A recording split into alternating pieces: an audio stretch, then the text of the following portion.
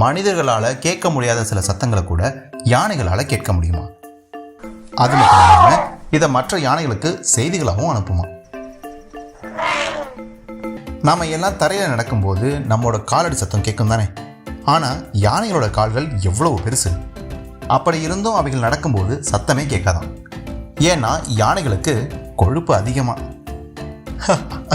நிஜமாக தான் பசங்களா. யானைகளோட கால்களில் கொழுப்பு அதிகமாக இருப்பதால தான் அவைகள் நடக்கும்போது காலடி சத்தம் வராது. நாம் எப்படி குழந்தையாக இருந்து பெரிய பையனாக வளர்கிறோமோ அதே மாதிரி தான் யானையும். அதோட எலும்புகள் நாளுக்கு நாள் வளர்ந்துக்கிட்டே இருக்கும். அதனால தான் யானையும் நாளுக்கு நாள் பெருசாகிட்டே போகும். காலை மற்றும் மாலை நேரங்களில் மட்டும்தான் யானை தண்ணீர் குடிக்கும். ஆனால் குடிக்க ஆரம்பிச்சிடுச்சு. ஒரு நாளைக்கு 130 லிட்டரில் இருந்து 225 லிட்டர் அளவு தண்ணியை குடிச்சு முடிச்சிடும்.